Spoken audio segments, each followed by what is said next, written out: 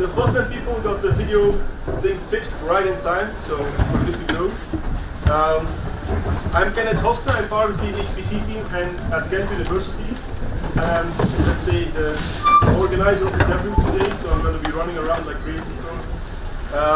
I'm just going to give the word to Ewald, who is our team lead at the HPC team at Ghent University. He's going to do a quick introduction before we go to the real first talk, which is classroom. Right, so welcome everyone. Glad you're so numerous.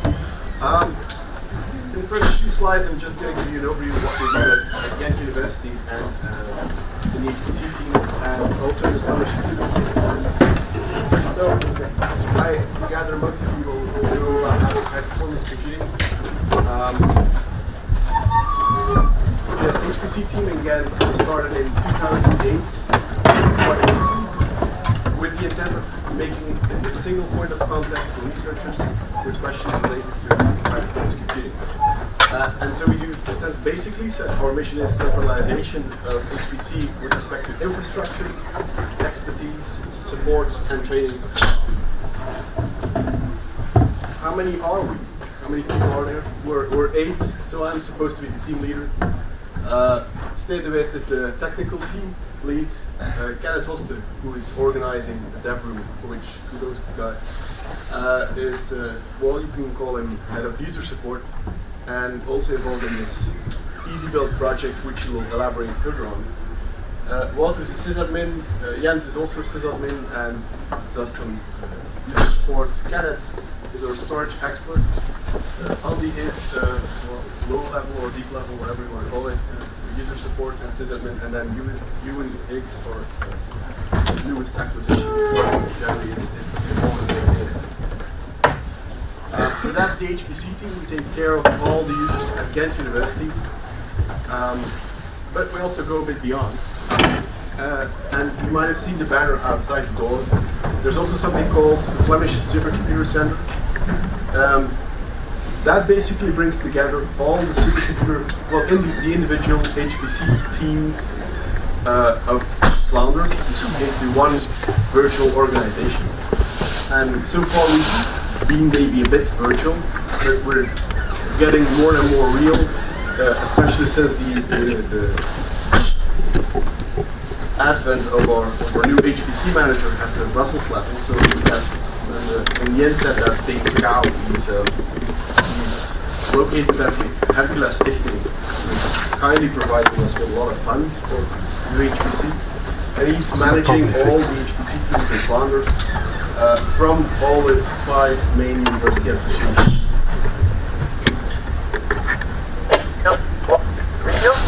So briefly to just give you a sketch of where we are in the global picture and the European picture. You can categorize high performance computing. You can categorize supercomputers in 3 tiers. So at the lowest tier you have tier 2. Maybe even if you go below that, tier 3 is like your laptop or the server which you have at home. At the tier 2 level, we're talking about, let's say, 500k. 500 euros.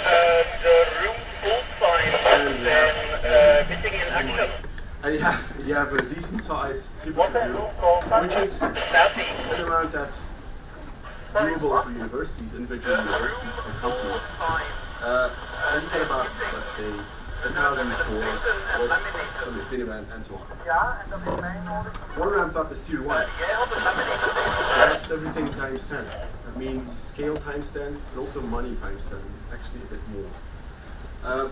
Tier 1 facilities are located in Ghent also, as it happens, but they're managed by the Flemish Supercomputer Centre. So they're not really ours, they're really from Flemish Supercomputer Centre level. And then of course at the top level is Praise, the facilities that Praise offer. That's what is it, 10 supercomputers, 10 tier 0 supercomputers, that's just a shitload of money, what you're talking about. So tier 2 is basically capacity computing at university level. That's what we're involved in. That's our primary mission of getting that infrastructure there and maintaining it. And it's unfortunately spread out all over Ghent, because we started in 2008 with a data center that was not yet there. So it was installed, our first cluster, in the basement of the record building, which is actually under the water level, which is not a very good idea. Then we moved to the university campus, placed a cluster there, but now we're happily consolidating in our new data center. And just to give you a very brief overview of what kind of two infrastructure we have, so it's always showing off, comparing deck size and stuff like that. We have 7 clusters, ranging between 30 nodes and 200 nodes. Quite a few cores, and all the details are on here, which I don't know too much about. Officially, our cluster is called after Simon Steven, who is a famous, Flemish-born, but then moved to Holland, scientist, mathematician, and Homo universalis, you can almost call it. But unofficially, we had to name our cluster something. We were planning on having a lot of clusters, and then you need something that with names that you have a lot of, and then Pokemon spring to mind. So we've decided to name all our clusters with Pokemon names. So unofficially, we're called a Pokemon cluster in the founders. But makes your life a little bit pleasant, and no one's talking about Simon Steven. Actually, everyone's talking about the Pokemon names. And if you happen to be blessed with my age, you don't know what Pokemon are. So the first time you were on that machine, you're talking, who invents those names? It's a generation thing, I guess. Very importantly, so that's tier 2. So that's what really is owned by the University of Ghent itself. That's what we manage, what the team manages. It's a lot of work. We're only 8. We have 7 clusters. We have to do training, user support, and so on. On top of that, we're also responsible for this machine. So it's a tier 1 supercomputer of Flanders. There's only one at the moment that we know of. It's called Mach because it's our prerogative. We named it according to Pokemon. But as I said, it's owned and operated by the Flemish Supercomputer Centre. It's pretty powerful in the sense that we landed in the top 500 of supercomputers when it was inaugurated in June 2012. Well, once it beat it actually. 118, and then we're gradually dropping down the list, of course, which makes sense. But we're still doing quite well. Obviously, the economic crisis has nothing to do with that. And currently, we're at space 306, which is likely to be 400 or something the next time around. So, all in all, this is about 8,500 cores, which is the largest supercomputer in Flanders that we know of. No longer in Belgium, though. The founder goes to our French counterparts, for respect. This supercomputer compute time is available on the supercomputer, but you have to make an application. Every information is available either on the website of the Flemish Supercomputer Centre or on our website, and you're free to ask questions about that. Like I said, we're only 8 people at Ghent University. We're taking care of our tier 2 systems. We're also taking care of tier 1 because we have to do technical exploitation. So no wonder we're always interested in getting interesting profiles. So if you are interested in a job, I'm not saying we're hiring at the moment, but if you're interested, just send us your CV and we're definitely going to take it into account. Thanks for your attention.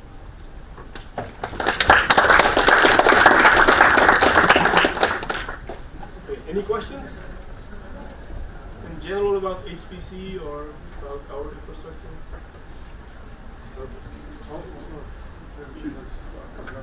What does it take for someone to apply for the data science? What does it take you? Yeah. You have to fill in a boring form. That's basically it.